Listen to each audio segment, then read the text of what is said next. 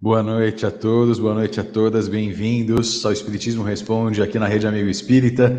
É com grande alegria que a gente se encontra nessa noite de sábado mais uma vez para tirar as nossas dúvidas, né? Porque eu também tenho algumas para passar para o Wagner e agradecendo a todos que estão enviando os e-mails, tá? Realmente muito bacana, muitas participações, a gente agradece de todo o coração a todos e a todas. E a gente dá agora, claro, boa noite ao nosso querido Wagner. Boa noite, Wagner. Boa noite, Márcio. Boa noite a todo esse pessoal bacana que tem acompanhado a gente aí nos estudos que a gente tem tentado levar com base em Kardec, nas obras sérias do Espiritismo. Nós desejamos que todos estejam muito bem. Muito bem, e várias partes do mundo participando aqui, várias cidades do Brasil também. Agradecemos de todo o coração a participação. Wagner, eu quero começar o programa hoje com uma pergunta muito importante. Hoje, infelizmente, nós atingimos uma marca muito triste, que é a de 100 mil desencarnados vítimas da pandemia. Existe alguma informação do plano espiritual, até mesmo nas obras básicas de Kardec, no Pentateuco Kardeciano, que fala que realmente esse processo ele vai ser um período longo, pelo menos nos próximos anos, a gente tem que realmente buscar Jerusalém espiritual, como nos diz Emmanuel, ou realmente há uma esperança muito grande que uma vacina surja o mais rápido possível? Olha, Márcio, especificamente, nós não temos uma previsão e uma explicação realmente segura sobre os acontecimentos da pandemia. A não ser uma análise que alguns espíritos mais sérios fazem, dizendo que isso é efeito da nossa evolução deficitária, que isso é compreensível. Mas a doutrina, tanto quanto os estudos do Evangelho, do Antigo Testamento, mostram que, de modo cíclico, e em razão das escolhas coletivas, do comportamento coletivo, nós começamos como que a complicar o processo sociológico de intercâmbio entre os próprios seres e dos seres humanos com o meio, a natureza. E isso provoca reações, porque se a gente for estudar à luz da doutrina espírita, nós temos períodos de plantio e períodos de colheita. A transição que nós vivemos, porque nós temos transições em expressão menor e em expressão maior. Por exemplo, se a gente for estudar a transição, que é uma característica de mudança de plano, de evolução, de progresso, nós vamos perceber que nós tivemos isso em várias épocas da humanidade regionalizadas.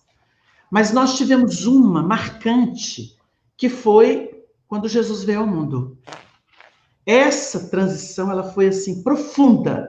Jesus impactou a Terra com a sua vinda, tomando um corpo de carne, vivendo entre nós, dentro dos nossos hábitos, e saindo daqui daquela forma que nós todos conhecemos. Isso foi impactante.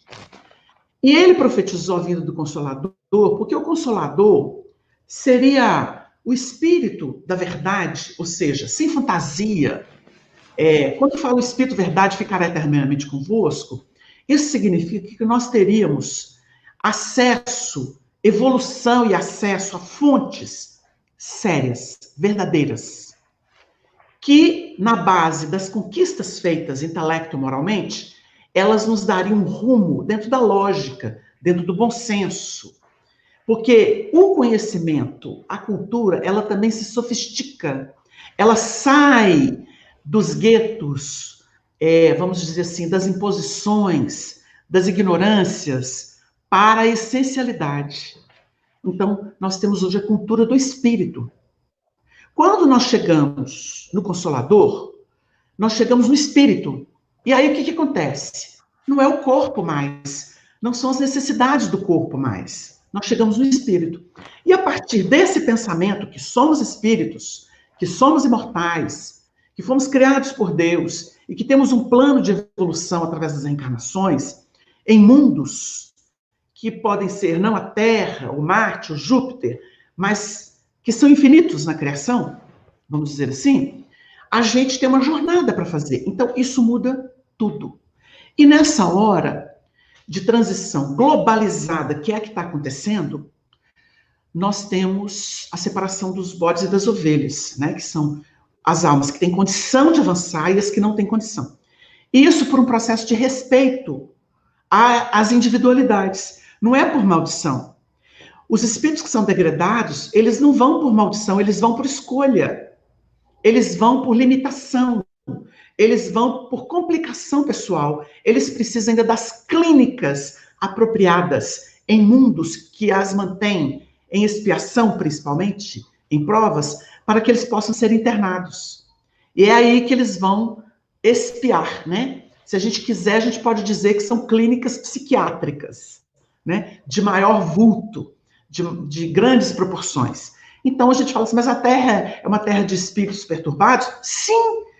Por que são perturbados? Porque ainda não se identificaram como espíritos. E quando a gente chega nesses pontos doutrinários, você percebe que o homem está sofrendo a checagem do produto das escolhas e do comportamento dele próprio. Então, no momento desse de pandemia, que não é novo, que são cíclicos, vocês leem lá na Bíblia que Sodoma e Gomorra foram destruídas. As duas cidades foram destruídas. E existiam muitas pessoas que gostavam daquele modus vivendi, que se sentiam bem ali. A mulher de Ló é um deles. Ela virou estátua de sal, dentro da simbologia, né, revelada no Antigo Testamento, porque ela gostava daquele tipo de vida. Você vê que ela foi chamada a sair dali dentro de uma proposta de purificação ou de aprimoramento moral, mas ela teve saudade. Ela olhou para trás. É um símbolo muito bonito. Então, muitos seres gostam da vida confusa da Terra. Tem gente que tem... Porque a gente tem paixão, não é só um pelo outro, não. A gente tem paixão até pelo erro, pelo karma, vamos dizer assim. Então, você está vendo uma terra sendo ferida a partir dos movimentos dela própria. Porque existe muito palpite sobre isso, mas o comportamento de vírus e bactérias obedece principalmente ao padrão moral, mental dos indivíduos que estão encarnados. Então, nós estamos lidando com um veneno nosso. Por que você fala assim, o vírus tem que ter vacina, então, para 16 tipos de vírus? Porque ele se comporta diferenciadamente. Antigamente não tinha criança, agora pega criança. Pega gente saudável, não só gente de risco, mas principalmente de risco. Então, você vai vendo essas coisas, então você fala assim, se a criatura não se cuida mentalmente, vibracionalmente, ela é passível desse vírus ou de outros. Porque o organismo, ele fica débil em razão dos desequilíbrios mentais, emocionais. Então, o que a gente tem que fazer? A gente tem que estar sendo obrigado a mudar de padrão. A vacina, ela vem e ela inibe. Mas vocês já viram que muitas doenças que foram debeladas por vacinas, elas voltaram diferenciadas? Elas voltaram virulentas? Não se divulga muito, mas quem é da área da saúde sabe, em orientações, que algumas dessas doenças têm voltado. Elas têm voltado a ameaçar de novo. Por quê? Porque o elemento que é material e que é o princípio inteligente que está ligado a um vírus ou uma bactéria, ele, bombardeado dentro de um circuito, ele se adapta e consegue, muitas vezes, transcender aquilo e se comporta diferentemente. E ele pode dar, assim, um gás a mais para a sua manifestação física. Nós estamos lidando, gente, no fundo, nós todos, diante dessa pandemia, nesse mundo, nós estamos lidando com o princípio inteligente e com o espírito. Espírito é aquele que pensa e sente e pode nos bombardear com pensamento de ódio, de ciúme, de inveja, de despeito, de competição. Isso é um tipo de dardo. Isso é um dardo violento, isso é peste. Isso é peste mental. Esse veneno vem, a gente convive com ele todo dia. Nós temos loucos ao nosso redor. E se a gente não tomar cuidado, a gente vira um louco desejando a morte da humanidade. Então tem muito louco aqui. Isso é um tipo de vírus, porque a mente vai produzindo esses vibriões e lançando nas correntes da vida. Se não fosse o sol, a gente estava detonado. O sol é que dizima essas ideias ou essas emanações mentais. Mas muitas prevalecem. E vocês vão ver que nós temos os princípios inteligentes, que são pervertidos. Quando você, por exemplo, você vai lá para a China, não é? Porque todo mundo fica assim, a China que produziu isso. A alimentação com base em... Isso está provado, isso é pesquisa científica, para a gente não ficar na crença. Está provado que se você não toma cuidado com a sua alimentação, se você usa qualquer elemento para se alimentar, eles são passivos ou são hospedeiros de vírus, de problemas, de patologias que ficam ali, naquele circuito. Mas quando você insere ele de forma inadequada e até violenta no seu dia a dia humano, aquilo passa a avançar.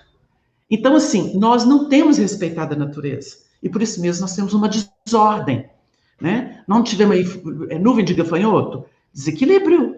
Desequilíbrio. A gente fica vendo assim, por mais que o vírus mostre as coisas, a gente estava vendo outro dia que no Rio de Janeiro eles vão desmatar não sei quantas árvores para fazer um espaço para carrinho correr, para distrair os homens. Por que a sociedade quer isso, depois de viver um drama desse, de pandemia? Por que a gente quer ver a Amazônia queimando, sendo que é ali uma reserva? Porque a gente ainda não explorou o conteúdo dela, seja nível vegetal, seja mineral e até por efeito, né, da sua existência. Por que a gente fica tão passivo e a gente ainda acha bonito quem promove a desordem e finge que aquilo não é importante? Então, a colheita é o quê? Colham o que vocês plantam. Nós temos que parar de transferir responsabilidade. No fundo, é isso. Agora, agrava e generaliza por quê? Porque todos estamos sendo feridos. E olha, dependendo de como a gente se comporta, a gente vai sofrer muito. Muito. Porque não tem quem escapa desses processos. Não tem. Tem uma coisa, Márcio, que as pessoas se esquecem, a lógica doutrinária. E vira e fala assim, você viu o fulano desmandando e tudo? Gente, ele vai desencarnar e reencarnar. Como que vocês acham que ele vai reencarnar? Colhendo a porcaria que ele fez. Então ele vai passar fome, ele vai nascer num país miserável que não tem água, que não tem floresta, que não tem árvore, que não tem comida, porque ele desmandou. A gente tem que pensar de uma forma lógica, não é? Porque não precisa desesperar. Existe um plano, o plano é divino, ele é bom, mas os homens fazem um carnaval de destruição aqui e eles têm que aprender alguma coisa com isso. Como é que a pessoa desmanda, vive de uma forma louca, alienada, achando que o mundo é para ele, que ele não está dentro de um sistema maravilhoso, interdependente, e ele simplesmente vai olhar e falar assim, providencia a vacina, providencia aquilo. Tem que sofrer um pouquinho. Tem que aguentar na pele, tem que ver bater na porta. Isso é da vida, isso é da lei de justiça, porque senão seria um caos. Nós não vivemos um caos, nós vivemos uma lógica, uma justiça impecável. A gente é porque não gosta de admitir isso. Então nós estamos num processo multimilenar de muito distúrbio, de muito vício. É natural que os elementos da natureza estejam desequilibrados e ameacem-nos, como fruto do veneno que nós inoculamos neles. Então, assim, tem muitos aspectos para se ver nisso, sabe, Márcio? Uma coisa a gente pode escrever e dizer, não existe vítima no mundo. Não existe. Já que a gente recebeu esse presente dos céus, que é o Consolador prometido, a gente realmente fica solidarizado com você, Márcia Paiva. Ela nos diz que está muito triste. Amanhã é Dia dos Pais, ela perdeu o pai há um mês com Covid, que está arrasada. A gente sente muito, mas a gente transmite o conhecimento que vem da doutrina. Todos aqueles que Jesus curou partiram do planeta e reencarnaram em outras oportunidades. Com seu pai não vai ser diferente.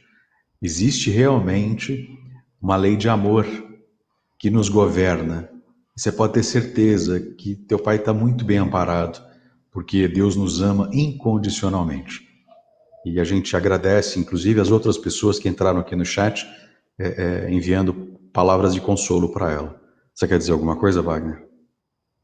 A gente tem visto muita história triste, né, Márcio? Muito, inclusive perto da gente. E pessoas queridas, pessoas, companheiros de trabalho no centro espírita, em família, mais distante ou mais perto, mas a gente tem que, como espíritas, nós temos que desenvolver uma consciência de que nós não perdemos ninguém, não perdemos ninguém.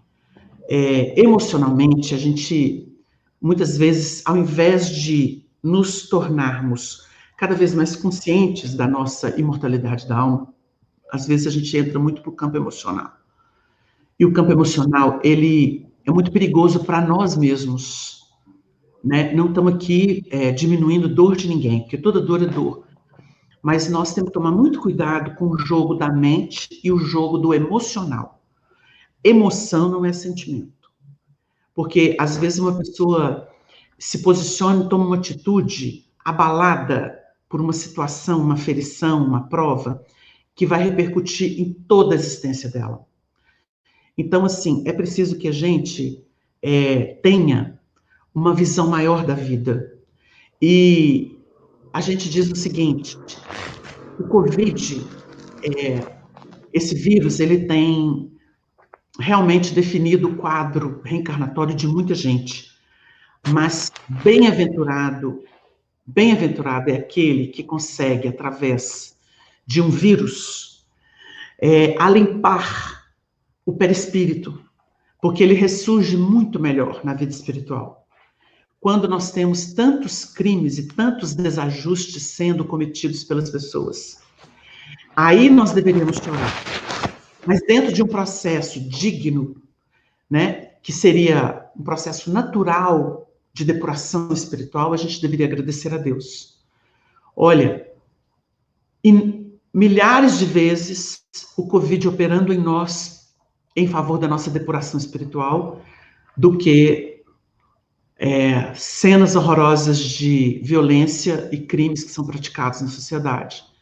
Então, assim, a nossa solidariedade, mas é preciso que a gente, no momento desse, levante os olhos. Nós não estamos sozinhos. E as pessoas que muitas vezes partem, principalmente aquelas mais vulneráveis, elas estão convidadas, né, a uma nova modalidade de vida, porque elas cumpriram bem a tarefa delas aqui. E elas ainda estão se depurando, porque o vírus é uma varrição. O vírus promove uma varrição no campo perispiritual dos indivíduos. E isso é uma coisa muito bonita de se ver, porque é uma providência natural que não tem nada a ver com violências, que são tão comuns no nosso mundo, né? Tem muita coisa triste no nosso mundo. Mas que Deus abençoe e fortaleça a nossa irmã. Assim seja.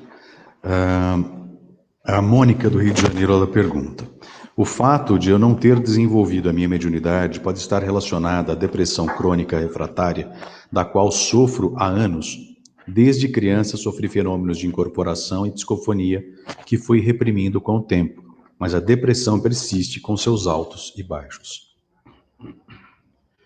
Um quadro desse, assim, mostra até uma mediunidade torturada, eu diria assim, porque uma expressão assim, em que a pessoa é tomada por manifestações, né, como ela fala em incorporação, a pessoa fica em transe, espíritos se comunicam e ela nem conhece o assunto, é levada.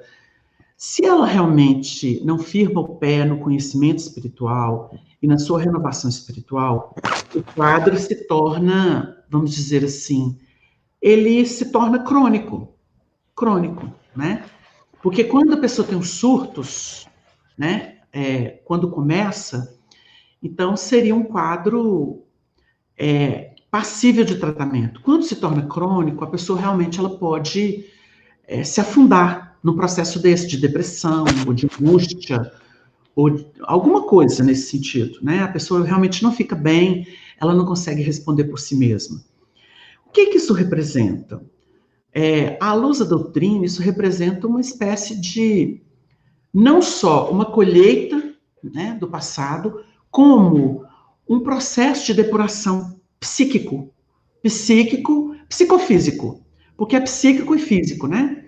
Porque atua no corpo físico. Quando chega no corpo físico e realmente debilita o corpo, é preciso, sim, uma providência com muita calma, com muita paciência, dentro do centro espírita, porque o centro espírita é a clínica ideal para esses processos mais transcendentes, de adoecimento mental, porque o adoecimento é mental e depois ele se torna físico. A mediunidade, ela é um atributo da mente, porque uma mente retrata outra. E ele tem reflexos no organismo. Então a gente entende que a nossa irmã, está atravessando um processo endêmico aí de ajuste mesmo, né? Mas tem alguma coisa fazendo um barulho aí durante o tempo inteiro, raspando assim. Provavelmente é o meu microfone, não estou ouvindo, mas eu vou mudar a posição dele aqui. Melhorou? É porque fica o tempo inteiro raspando. Tá. É só para você saber, porque às vezes você não ouve. Não, eu não estou realmente ouvindo aqui. O Joaquim Costa, ele parabeniza o excelente trabalho que estão a realizar. Fiquei fã do Wagner pela forma muito didática como expõe as suas ideias e por não ter papas na língua, como se diz em Portugal. Sou ainda Espero que não seja um iniciante. negativo, né? Eu acho que é positivo. Sou ainda um iniciante da doutrina. No momento estou a frequentar a escola de aprendizes do Evangelho em Frankfurt, na Alemanha. A questão: por que motivo no Livro dos Espíritos, ou o restante da obra de Kardec, não há referência ao umbral? Questão 87, 1012, no Livro dos Espíritos. Como enquadrar o umbral no Espiritismo de Kardec? A gente entende o assunto porque Kardec, ele trabalhou a erraticidade.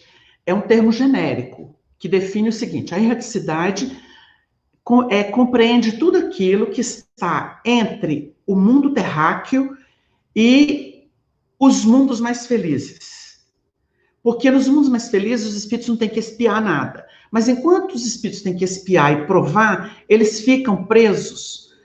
O ambiente deles é erraticidade, porque eles têm que voltar para o mundo material, como a Terra. Então essa erraticidade, ela é um resumo de todas as possibilidades que podem existir na vida espiritual. Transitória. Quando Kardec explica isso, e ele vai investigar espíritos de toda condição, por exemplo, ele vai entrevistar, na segunda parte do livro Céu e Inferno, todo tipo de espírito, e ele vai classificar os espíritos, desde o impuro até o puro, né? Ele vai subdividir em 10 classes. A primeira é completamente impuro, né? E a última é puro. Então, a referência do último é Jesus. E do primeiro, inúmeros espíritos, incontáveis espíritos que estão aqui. E a gente vai ver um degradê. Então, assim, a erraticidade acolhe esses espíritos quando eles perdem o corpo. Na época dele, e a gente entende isso, ele lançou, vamos dizer assim, a base do que seria esquadrinhado no futuro, porque ele disse que o Espíritos não deu a última palavra, mas ele deu os fundamentos. E a revelação se desdobraria. Então, a gente viu que ele próprio passou por várias fases e ele pronunciou que sempre com o apoio da ciência, sempre de olho na ciência, o espiritismo se desdobraria e o tempo traria novas revelações ou aprofundamento daquilo que ele teve que apresentar em síntese. A gente entende esse estudo do umbral, que é pertinente ao planeta Terra, como sendo uma forma de especificação de zonas erráticas.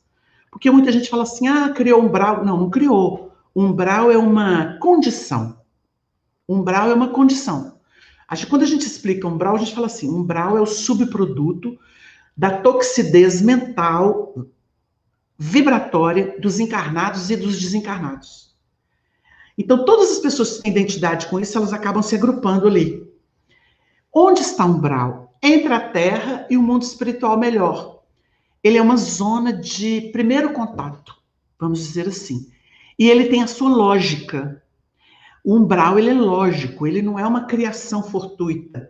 Porque você vai perceber que mundo espiritual organizado não é lugar de reflexão ou de depuração mental dos espíritos que, por exemplo, desencarnaram e mal se dão conta de si mesmos. E essas criações infelizes das suas mentes, onde que elas se dão?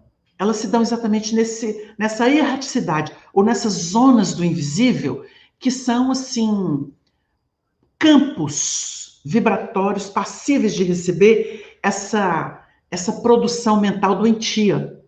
E aí, ali elas se plasmam. Tudo que a gente vê de transtorno, de infelicidade no umbral é criação mental. A gente já explicou uma vez, dentro de um texto que a gente pensou do céu e inferno, quando Kardec deixa bem claro que não existe zonas criadas por Deus que são inferiores, mas existem criações dos espíritos atormentados. Então a gente explicou, para poder debulhar esse texto de Kardec, que está nos primeiros capítulos do Céu e Inferno, quando ele vai falar sobre o Hades, sobre o inferno, ele vai fazer o estudo, então ele conclui, né, com a ajuda dos espíritos. E a gente percebe que ele foi tão lúcido que ele não existe, vamos dizer assim, uma construção divina, no sentido negativo. Por exemplo, umbral não é construção divina. Umbral é uma condição, um aglomerado que surge em razão dos desequilíbrios de muitas almas. É como se elas se atraíssem. Porque a gente sabe que fora da Terra, todo o processo de atração obedece ao padrão conquistado. Então, por exemplo, quando se fala de uma cidade espiritual, de uma colônia, é uma zona de aglomerados, é um aglomerado de espíritos de melhor condição, que começam a se organizar na erraticidade. Então, você vai ver cidades espirituais, colônias assim. Então, você vê que eles já começam a dar um tom, porque eles influenciam a matéria, o espírito é que influencia a matéria, e dá a elas características próprias que tem. Então, você vai embelezar o lugar ou você vai destruir, você vai mostrar o inferno em que você vive. Então, a gente deu um exemplo, uma analogia, que um psiquiatra entra numa clínica onde tem muitos pacientes internos, cada um pior do que o outro, no sentido de desequilíbrio mental, muitas vezes contidos a partir de medicação. Ele não vê os quadros mentais dos que estão ali internos. Sabe que eles têm. Um tem uma psicopatia, o outro tem outra psicose, e assim vai. São várias, né, a natureza delas. Então, eles vão controlando. Eles não veem o que eles produzem mentalmente. Mas um espírito de melhor condição entra nesse ambiente onde estão vários encarnados e ele começa a ver que a criação mental desequilibrada deles plasma no espaço, no ar. Então, eles começam a ver aquelas criações, elas têm vida própria, porque o que nutre elas é a mente do indivíduo. Então, eles olham e falam assim, meu Deus, isso aqui é um inferno. Olha ali, um está matando, um está sendo morto, o outro está sendo perseguido, o outro tá preso à droga e um monte de obsessor em cima dele.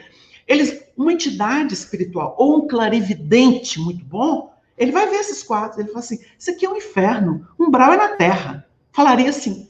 Vocês entenderam? Então é isso que a gente tem que estudar. Por que que existem por que que os espíritos interpretaram determinadas zonas como sendo um espaço. Um espaço.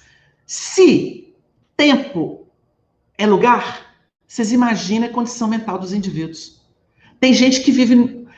Você pode estar lidando com uma pessoa e ela até interage com você no básico, mas se ela estiver alienada, ela vive naquilo que ela elegeu. Aí você fala assim, acorda, você não enxerga, e a pessoa é impermeável, porque ela elegeu alguma coisa. É uma espécie de autismo, a pessoa não se insere na vida dinâmica, na vida objetiva, ela não adere à reencarnação, que foi o que o Chico explicou do autismo. Então você vai ver que é um tema fascinante, e que ele não pode ser interpretado pelo pensamento ordinário do homem. Então, o umbral merece estudo, colônia nosso lar merece estudo dentro desse plano de erraticidade, porque você vai ver as várias condições dos espíritos apresentadas para Kardec, e ele define que todos eles vivem na erraticidade porque eles têm que reencarnar de novo. Eles estão presos a um planeta material. Para dar uma ideia, não é? Muito bom. O Elton Elohim, por favor, explique de que maneira as leis divinas estão escritas nas nossas consciências. São elas influências determinantes nos ajustes a serem executados em nossas encarnações? Interessante a pergunta do nosso amigo. Olha, quando os espíritos dizem que as leis divinas estão escritas na consciência, eles dizem inscritas, né? Você vai perceber que isso é o processo evolutivo que faz. não é teoria, não é educação religiosa.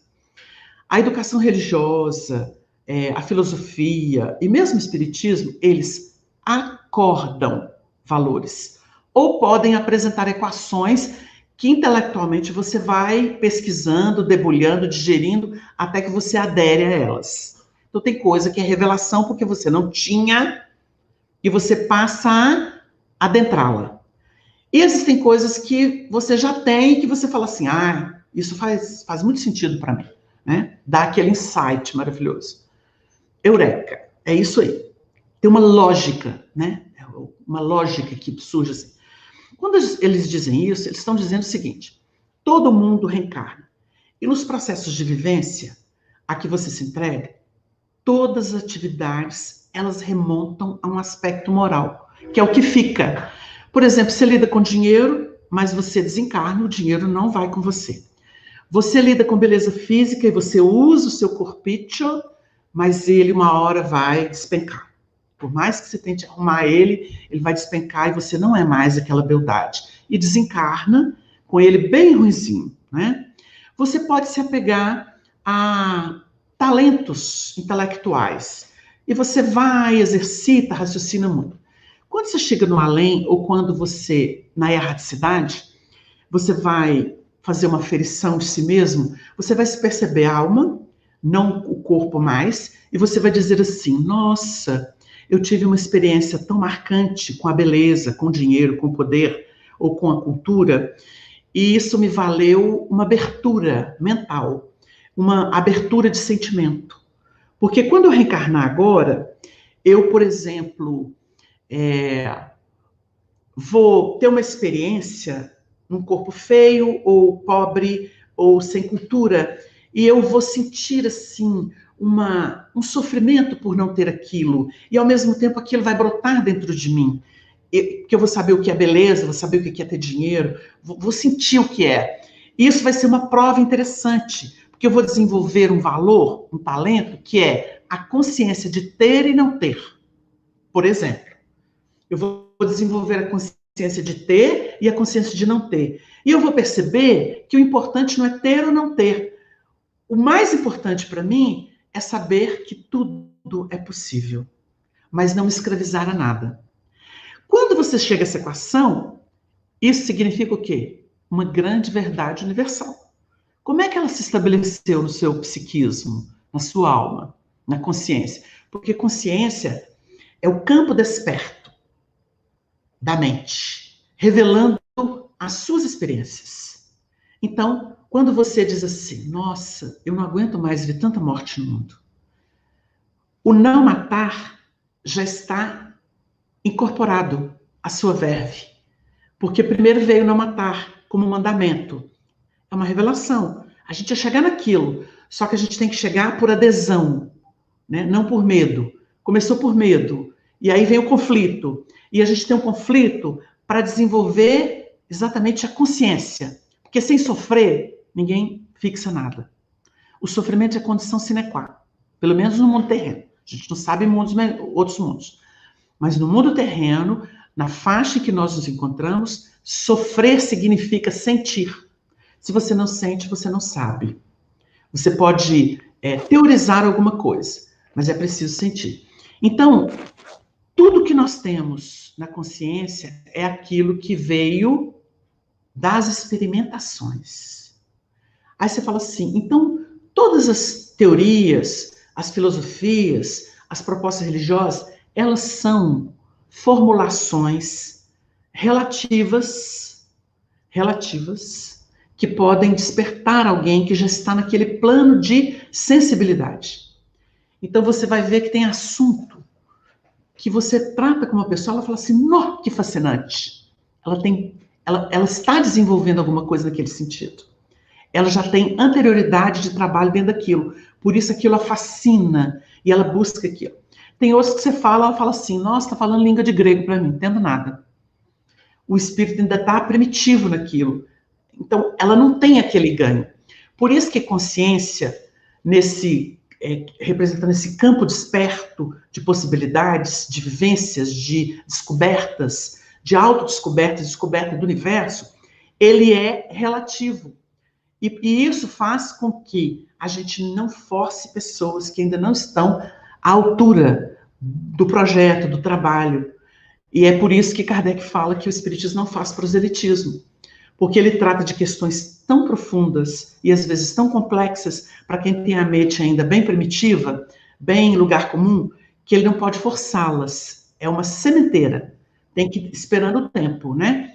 Então, consciência é o campo desperto, somando todos os valores que eu já trabalhei em inúmeras reencarnações. É ele que é a minha sonda para interpretar o universo e o meu mundo pessoal. Então, a ideia de Deus, do universo e de mim mesmo depende da minha consciência, porque ela é trabalhada na matéria, principalmente na matéria. A gente pode até aprender no mundo espiritual, mas tem que firmar aqui no mundo material. Então, cada encarnação é um avanço nesse sentido, porque vai sendo esculpido a fogo, que fogo significa experiência mesmo, vivência, né? Às vezes te frita e você sai com aquele aprendizado essencial. Muito Eu bom. abri para ver se ele entende, porque o assunto é complexo, né? Sim, mas foi muito bom. Alessandra Ribeiro. Wagner, Leon Denis faz um estudo sobre as vidas em sexos variados. Vemos muito sofrimento pelos homossexuais e aceitação no lar, como na sociedade. E do alto dos meus 60 anos, o número na sociedade aumentou enormemente. É um fenômeno a que estamos assistindo? Olha, eu vou dizer uma coisa aqui que muita gente pode não agradar, os mais ortodoxos.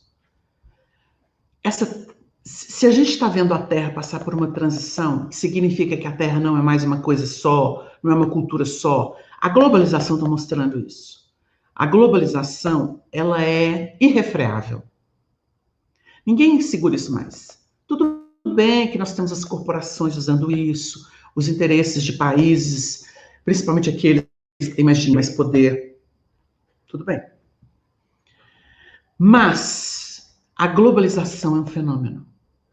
E ela mostra o seguinte: tanto quanto a transição, em que você não tem lei fechada e imposição muito pesada, isso não segura mais as pessoas. Isso mostra pra gente que, em termos de identidade essencial, ninguém é obrigado a seguir padrões impostos. Ninguém mais. O número que está voltando significa que as almas estão se revelando como se sentem bem. Isso não significa desequilíbrio sexual. De forma nenhuma. Isso significa identidade. No nosso plano, na nossa Terra, a nossa evolução foi estabelecida dentro do macho e da fêmea, do homem e da mulher. A mulher é sempre coadjuvante, né? Até hoje se discute que a mulher não tem os mesmos direitos que o homem. E ela foi rechaçada a história toda da humanidade. E o homem, por ter o falo, né? Ele é o rei da criação, porque ele tem o falo. E aí ficou essa ideia, né? Até o Freud, quando ele foi estudar isso, ele vai dizer que a mulher tem um problema porque ela não tem o falo. E aí, quer dizer, aí isso vai ser desenvolvido na ciência própria da psicanálise ou da psicologia. Então a gente vai entender a natureza feminina, masculina. Só que é o seguinte, não é só isso, não é só homem e mulher. A pessoa é muito mais do que homem e mulher, do que ativo e passivo. A alma é muito rica, né? O ser espiritual, ele tem múltiplas expressões. Ele tem sentimentos que ele não consegue nem explicar. Como que você define isso, enquadra isso no macacão de homem ou macacão de mulher? Não tem como. Então, a própria evolução do planeta vai abrindo possibilidades para que as pessoas se descubram. No primeiro momento, isso é um pouco, vamos dizer, traumático, né? Ah, mas sempre existiu na humanidade. Sim, porque a alma sempre foi alma. E não adianta colocá-la encarcerada num corpo, porque ela vai se comportar de forma diversa, se a psicologia dela é outra. Vocês entenderam? Então, nós estamos chegando num tempo em que as aberturas são maiores, as leis já estão permitindo, né? As culturas, as próprias religiões É curioso porque no estudo disso tudo que está acontecendo no mundo, as instituições de tão ortodoxas, de tão sectárias, de tão fechadas, de tão interesse, de tão fundadas no interesse pessoal de grupos, elas tiveram que ser destruídas. Olha o que aconteceu com religião. Olha o que aconteceu com religião. Religião no mundo inteiro está sendo implodida por causa dos maus religiosos. Não era para ser assim, porque religião é sagrada. Religião é sentimento. Sentimento de reverência, sentimento de identidade como uma força superior. Isso deveria ser sagrado. Mas os homens fizeram disso palco político, palco de interesse econômico, palco de interesse sexual, palco de interesse de poder, em diversas dimensões e expressões. Então você vê que eles destruíram a religião. O que o homem não destruiu nessa terra? Mas se ele não passar por isso, que é a lei de destruição, ele não se reconstrói. Essencialmente como a questão anterior, despertando a consciência. Porque o valor essencial fica. Então, muita gente está amadurecida. Eu digo, abstraindo-nos dos casos de desvio sexual, de desrespeito sexual na sociedade. Todas as pessoas que têm uma manifestação, vamos dizer assim, homossexual, feminina ou masculina, que se mostra ou feminino no corpo masculino, masculino no corpo feminino, e não estou dizendo de aberração, estou dizendo de gosto, de tendência, isso é uma liberação. O mundo da regeneração vai ser um mundo mais livre, um mundo em que se respeita o sentimento da pessoa, a psicologia da pessoa. Então nós estamos caminhando para uma nova era. Isso não é aberração. Coitados dos ortodoxos das religiões, não é? Eu fico vendo a tortura dos elementos que se sentem não compatíveis com seu corpo, com a definição sexual que deram para homem e mulher, nas religiões fundamentalistas. Como, por exemplo, os protestantes, né? O Papa ainda sinalizou alguma coisa para ajudar o povo católico, mas vocês imaginem os protestantes com esses representantes machistas. As mulheres, coitadas, elas não podem nem ser mulher direito, né? Elas viram aquelas coisas pasteurizadas que não interessam a homem nenhum, em razão de um pudor, de um puritanismo que não se justifica mais, né?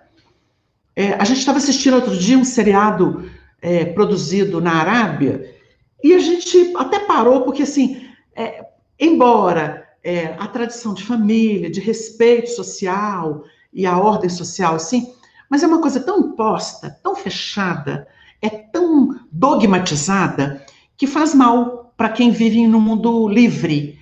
Porque é o seguinte, o nosso mundo livre, o nosso Brasil, por exemplo, aqui a América, no sentido geral, ela tem uma liberdade de pensamento, de escolha, de vida, mas é o capitalismo, mas as religiões, elas são questionadas, o indivíduo pode aderir ou não, ele entra, sai, é uma miscelânea.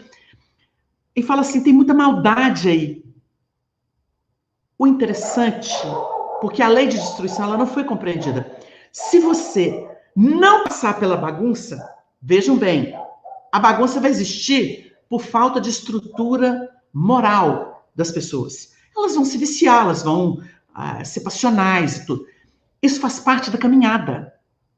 Em termos de espíritos, faz parte da caminhada. Eu não estou justificando nenhum crime, nenhum desvio. Mas se acontece, isso faz parte. Foi isso que Jesus falou. É necessário que venha escândalo. Vai vir. Porque é processo de aprendizado. Deus não pode cercear os seus filhos. Eles têm que se descobrir por si. Aí está a liberdade da vida. A pessoa tem direito de se descobrir.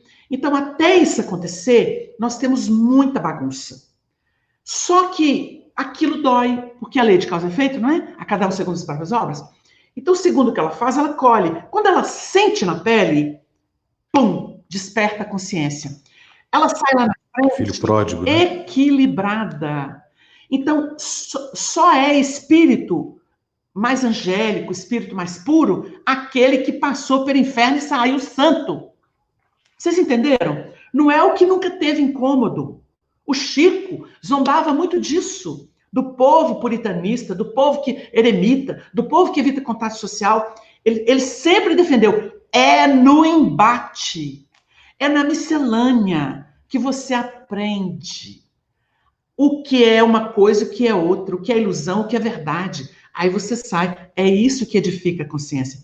Então você sai. Então nós estamos vivendo uma época de abertura sexual, de entendimento da aplicação sexual que você quer dar. A questão é o seguinte, a gente lembra o Chico aqui. O Chico dizia assim, para todas as pessoas que tinham problema, para ele assim, se nós fugirmos à promiscuidade, à prostituição, a gente vai bem. Porque o resto não é problema. Então ele foi nos extremos, porque aí realmente é comprometimento da pessoa no processo expiatório. Então, assim, a gente respeita qualquer escolha, porque é direito do indivíduo, mas nós podemos pugnar por uma liberdade que faça bem a pessoa, que dê dignidade para ela, que dê felicidade para ela. Não importa o tipo de vinculação. Então, a gente responderia isso para o nosso irmão, que é um processo de evolução mesmo, por mais muitos não gostem de ouvir isso. A própria doutrina nos dá substância para entender isso. O nosso caminho não é outro. É a universalidade das possibilidades dentro O filho pródigo de é uma isso, né? ética. Dentro de uma ética. Porque não é de uma moral rígida, é dentro de uma ética. Porque cada um saberá se conduzir da melhor maneira. Porque cada um dá conta de si mesmo a Deus. Eu não tenho que cuidar de ninguém. É de mim que eu tenho que cuidar. Exatamente. A Ludmila Alves Santos, ela pergunta: quais orientações você daria para nós que trabalhamos diretamente com pacientes com transtornos mentais e dependentes químicos? Sinto-me completamente sem energia ao final da jornada de trabalho. Acredito que estou também sendo alvo dos nossos irmãos infelizes. Gratidão. Eu aprendi uma coisa no livro Desobsessão de André Luiz que vale como dica para a nossa irmã, porque é um campo de trabalho desafiador, que exige muito, né? Exige muito, muito dos envolvidos. E não é brincadeira, não. E as nossas terapêuticas, elas ainda são muito nessa área. É curioso porque as ciências médicas evoluíram em todos os sentidos, mas a psiquiatria ainda não. A psiquiatria ainda não evoluiu. Ela ainda não chegou onde precisava chegar, né? E vai ser muito difícil chegar se ela não assumir que não é um aglomerado eletroquímico ali, né? Que ele tá, o paciente, que é uma alma. É uma alma. Enquanto não assumir que é uma alma, não vai ter jeito. Mas, e eu estou dando um depoimento de pesquisa, de gente da área que falou isso. A psiquiatria não evoluiu. Não evoluiu. Então, nessa obra de André Luiz, ele vai falar sobre o médium e do comportamento do médium. Você é médium aí, é médium da saúde. Você é médium do bem que a sua área profissional pode fazer para os semelhantes. Então, André Luiz diz assim, o médium não pode fazer ou entrar no campo do espírito e se entregar sem reservas. Porque o papel dele é ser o enfermeiro, que dá a ele segundo a indicação médica, segundo a medicina, e não atender aos seus desequilíbrios, aos seus caprichos. Quando eu digo isso para você, eu estou dizendo o seguinte, por mais que o quadro te doa, a lei divina está se cumprindo. Porque mesmo sofrendo, aquele indivíduo está sendo, na sua intimidade, amadurecido. Amadurecido para chegar a um plano de consciência que ele não teve antes. Porque, do contrário, ele não estaria dessa forma. Isso não é indiferença, é compreensão. O que a gente pode fazer? Atenda sempre com bondade, mas não entre no campo das emoções. Não entre. É técnica de salvamento. Se for preciso, você dá um tranco no pescoço do indivíduo e não deixa ele te tocar para você salvar ele, porque senão afogam vocês dois. Temos que considerar essas técnicas. Você se sente que é muito pesado, é porque emocionalmente você está lidando com as situações. E aí eles arranham o seu campo. Obsessores, energias deletérias, como que arranham o seu campo emocional. Aí você sente a violência dentro de você. Então é preciso que você atenda aquilo com sua integridade, com bondade, mas resguardada no seu campo emocional. Emoção é muito perigoso. É muito perigoso. As emoções nos jogam para o abismo, se a gente deixar. Por isso que a gente tem que ter sentimento. Sentimento é tão definido e tão bem delineado que ele é sim, sim e não, não. Emoção é, tô em cima do muro, não sei. É mais ou menos isso. Não entre no campo das emoções. Seja um enfermeiro vigilante no campo em que você atua. É o que a gente poderia Muito bem. Muito bom. A Salatier Buzetti diz o seguinte: os espíritos elevados, ao se libertarem do corpo, deixam as más paixões e apenas guardam as do bem. Livro dos Espíritos, questão 228. Mas, como espíritos elevados são os bons espíritos e os espíritos puros, aí vem a pergunta. Esses espíritos superiores, quando encarnados, ainda cultivam más paixões? Jesus cultivava más paixões? Chorava, como se consta em vários relatos? Vejo que no Livro dos Espíritos, na questão 112, consta que os espíritos puros não sofrem nenhuma influência da matéria. Olha, influência da matéria é uma coisa. Influência da matéria significa você dá para a matéria o poder que é seu. É isso que eles disseram. Por exemplo, a pessoa gosta de ouro, de dinheiro. Ela morre, então ela vira uma pessoa, ela tem usura. Ela tem tanta paixão pelo dinheiro que ela se torna usurária, né? Então você vê esses grandes empresários que só pensam em lucro, né? Esse povo que só tem dinheiro. E o dinheiro é nada, né? Porque dinheiro é ilusão. Dá dinheiro para cavalo, ele não come dinheiro. Então, assim, é ilusão. A gente é que acredita nisso. Isso foi um convênio entre os inteligentes, que parecem não ser inteligentes, né? Mas a influência da matéria é exatamente escravizar o espírito. Eles não têm essa escravização, os espíritos superiores. Bom, Jesus não é nem espírito superior, é espírito puro. É o mais puro que pisou aqui. Então, ele é guia e modelo da humanidade. Jesus, matéria para ele era nada. Porque Jesus criou o planeta Terra. Co-criou o planeta Terra. Foi Jesus quem lançou mão da nebulosa, algo da nebulosa solar, o material que tem no Sol, numa época que a gente não pode precisar, e atuou pelas ondas eletromagnéticas do seu pensamento puro sobre aquilo, reduziu o espaço intratômico e colocou ele em gravitação aqui, para que ele fosse constituído de uma natureza exuberante, tudo do gosto dele, e pudesse abrigar todos nós que estamos aqui usufruindo desse planeta. Então, você imagina o poder desse espírito. Ele é um co-criador em plano maior. Então, matéria para ele é nada. Né? Ele domina completamente a matéria. Espírito puro, não tem pega. Agora, espírito superior, ele pode, por exemplo, você falou de... vamos terminar com Jesus. Você falou de chorar. Chorar é uma coisa muito nobre. Significa sensibilidade, sentimento. Chorar não é aberração, né?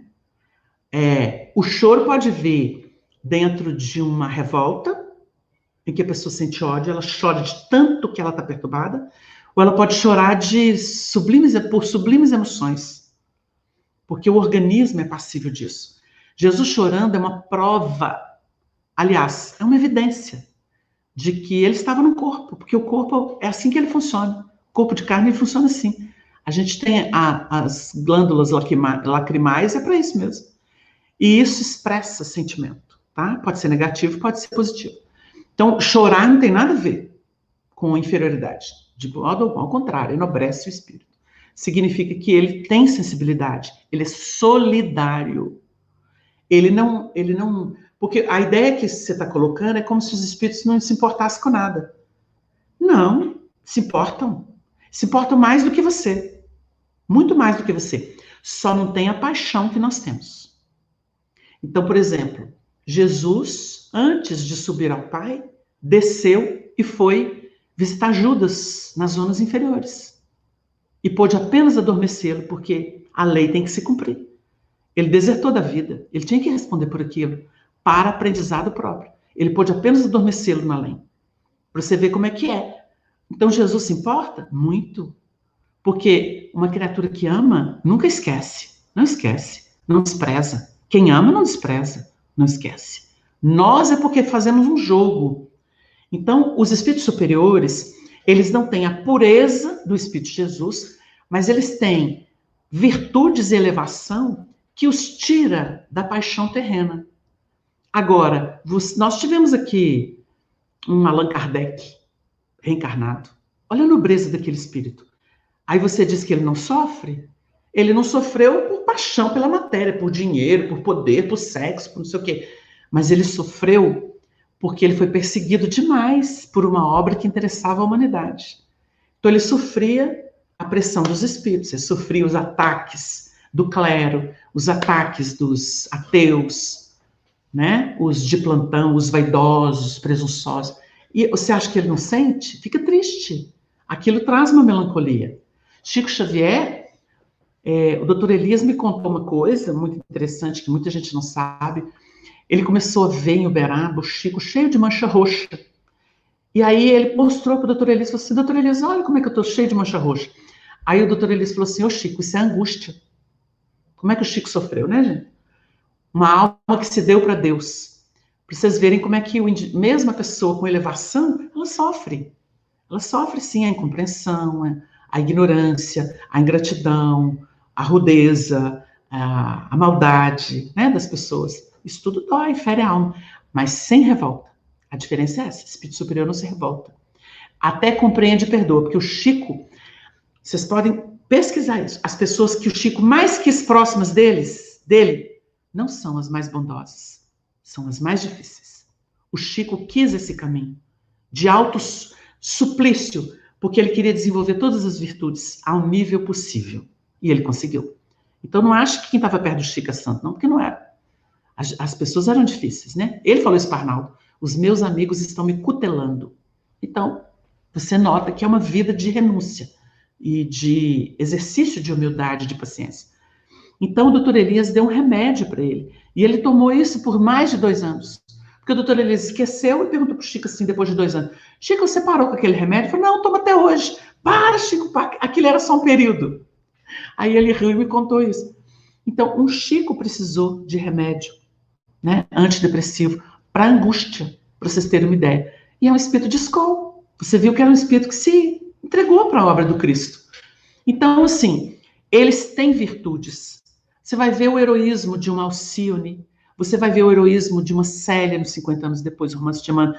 Você vai ver o heroísmo da mulher do Públio Lentulus, a Lívia, 25 anos trancada dentro de casa como uma vagabunda, uma mulher qualquer. E ela era uma mulher digna, de muita elevação.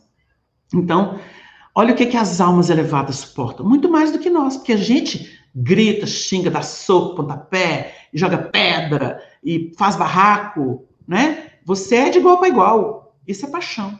Eles não. Eles preferem calar, silenciar no perdão, na prece. Aí é o espírito superior. Agora, o divino, minha filha, é difícil para a gente falar. Porque Jesus é de uma elevação que não dá nem para ficar bordando muito, né? O Frederico de Castro Silva. Estou lendo o livro Tormentos da Obsessão, psicografia de Valdo Franco, e surgiu uma dúvida. Em determinada parte do livro, eles apresentam uma espécie de trabalhos de obsessão no plano espiritual, onde foram utilizadas médiuns desencarnadas. Isso é possível? Pensei que trabalhos mediúnicos, tais como a psicofonia, só fosse possível com a presença de um médium encarnado. Não, no além tem mediunidade. Eu não conheço a obra, eu não li essa obra, mas outro dia uma pessoa fez a pergunta, mais ou menos no mesmo sentido. E a gente deu vários exemplos. No além existe trabalho de intermediação, sim. Nas zonas erráticas, onde tem muito espírito que ainda não sabe, nem que morreu. Ou não sabe para onde ir, não sabe o que existe, o que não existe. Então tem muito espírito ignorante. E às vezes, nessas reuniões que existem, eles podem ser conduzidos e aproximados de médiuns, né, que os sensibilizam. E eles perdem aquela ideia fixa deles. Porque esse contato existe também de perispírito mais denso com perispírito mais volátil, ou mais quintessenciado. Então a gente tem registro, sim, na obra.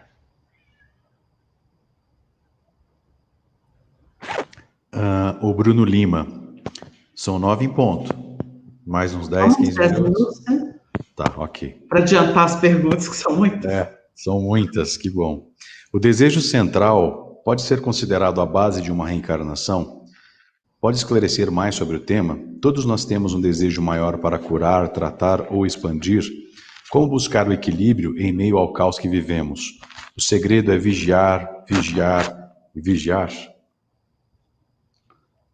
Olha, falar em desejo central, porque o desejo ele é secundário, ele não é primário. A vontade, sim. Se você dissesse vontade, eu diria que sim. Existe um ponto central. Para todo mundo que reencarna, o plano central é sempre progredir, em termos genéricos.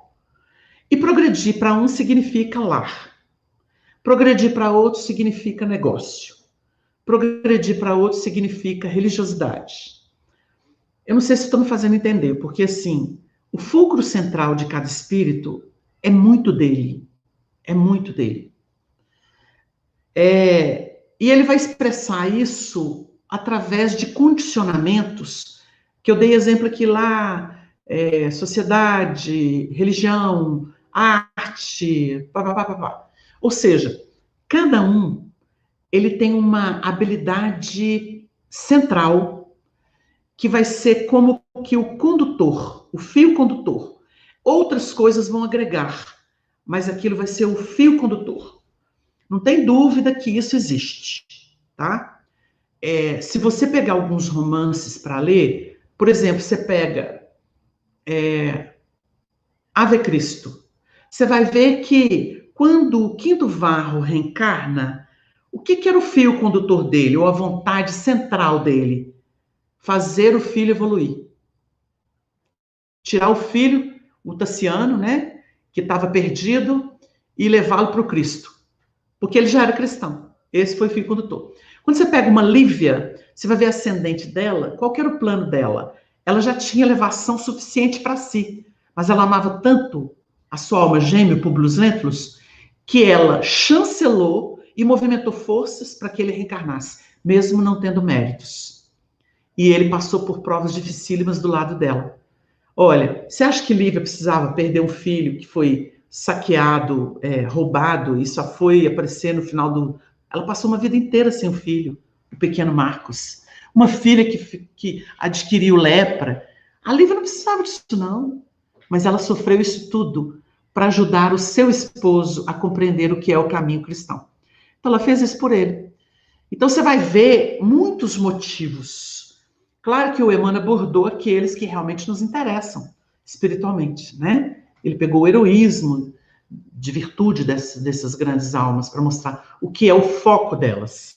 Não se perderam, não se desviaram. Agora, se você pega, por exemplo, Napoleão Bonaparte, aí nós temos informações sobre ele, né? O irmão X deu.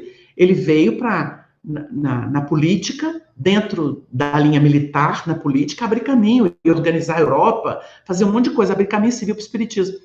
Mas ele se desmandou com o poder que ele teve no passado, de guerra e tal, se desmandou naquilo, se perdeu. Então, assim, o foco dele era o quê? O poder e a guerra, não é? Ele ainda não estava completamente amadurecido para entender a política e mesmo as armas como sendo um caminho de estabelecer ordem e progresso para as nações. Ele se perdeu. Então, assim, tem muita gente que reencarna com foco maior ou menor e pode se perder, né, desse foco.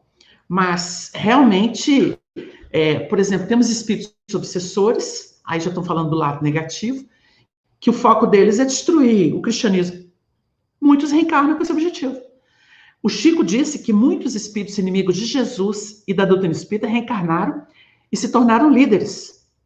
O Chico os viu como líderes, exatamente para criar divisão, confundir, trazer mentira para o meio doutrinário. Você os vê ainda hoje, deturpando a imagem de pessoas, de instituições, de histórias. Você os vê ainda hoje. São os falsos cristos e falsos profetas. Então, você pergunta sobre a vigilância. O que é vigilância? Eu resumiria a vigilância para você da seguinte forma. Ama o que é importante para você. Isso é vigilância. Ama. Tenha abnegação com isso. Não precisa dessa coisa de ficar olhando se o outro aceita ou não, se tem alguém te combatendo, se tem espírito te assediando. Olha, só os inúteis não têm adversários. Só os inúteis. Então, se você está sendo combatido de alguma forma num projeto seu, significa que você está indo bem, né? Quanto mais a gente é atacado, quanto mais a gente apanha de encarnado e desencarnado, isso significa que você está indo bem. Você está indo bem. Porque quando você está na treva, o aplauso é muito fácil. A Lúcia Guzmão. Boa noite, Wagner. Gostaria de saber por que tem gente que não se sente no lugar certo na encarnação, como se não fizesse parte nem conexão com nada, nem com a própria família, sem sentir afinidade nenhuma. Obrigado. Eu acredito que seja uma prova desse espírito que desmandou, obviamente, né? Porque quando alguém reencarna e não consegue conectar com nenhum afeto especial, com o qual se identifique, que lhe dê alegria, realmente é um quadro de deserção no passado, de conspurcação de valores recebidos. E a gente não diz isso no sentido negativo, porque o motivo de colocá-la ao lado de situações e pessoas que não guardam tanta afinidade é um trabalho a se fazer. Então, assim, é preciso semear, é preciso plantar. Porque a gente não nasceu vinculado com pessoas, a gente não surgiu na evolução vinculado a pessoas tão queridas. A gente foi regido primeiro por necessidade. A gente corria para se alimentar, se esfalfava para se abrigar, para correr de bicho, né, para encontrar um lugarzinho ao sol, e aí um esbarrava no outro, dividia comida, começou assim a vida embrionária, a vida primitiva, foi assim. Aí sentiu atração, e aí criou, e o instinto é que patrocinava isso. Nós começamos a sentir vinculação com esses elementos primários, né, com os quais tivemos, em outras reencarnações, que a gente olhava e falava assim, tem uma simpatia por aquilo, então você se sentia atraído pela pessoa. Então, nós começamos mesmo do zero. O espírito é criado simples e ignorante, sem saber. Então, você nota que o nosso começo foi esse. Quando a gente tem que recomeçar, é mais ou menos por aí. Você imagina esses espíritos que estão dando adeus para a Terra, indo para o mundo primitivo. Eles vão se sentir completamente fora de contexto, né? É um exílio horroroso. Mas eles vão ter que se misturar com aquele povo, procurar desenvolver alguma coisa que console em termos de religião, de arte, de cultura, né, de melhoria da vida primitiva lá, e isso vai fazer com que todos evoluam.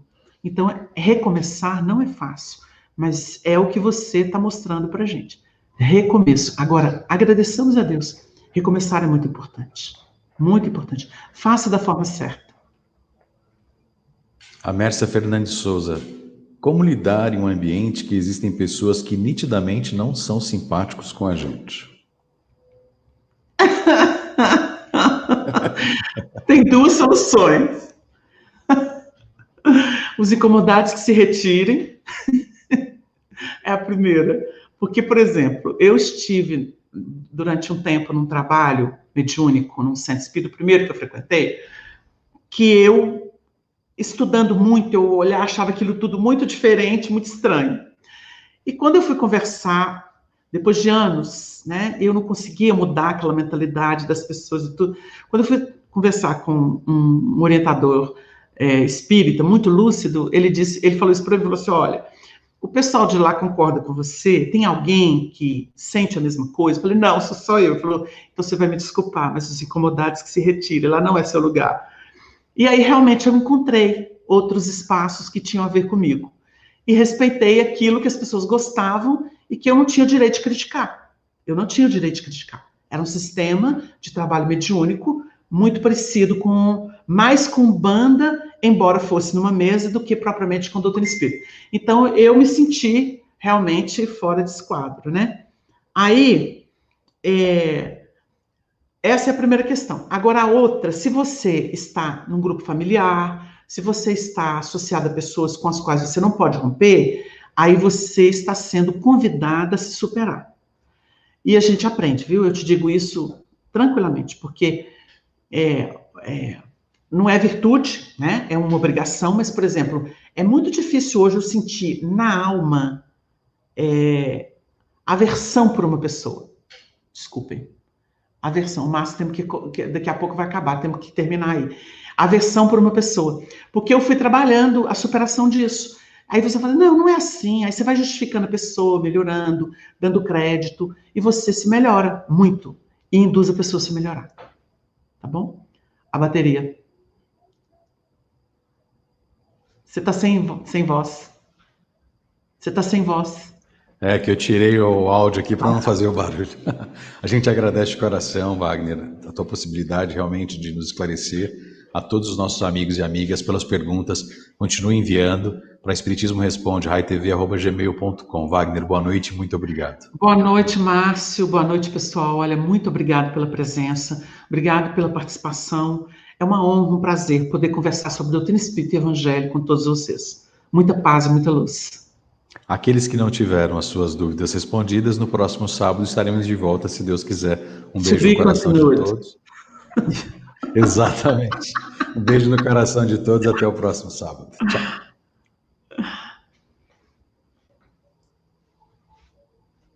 Com Deus.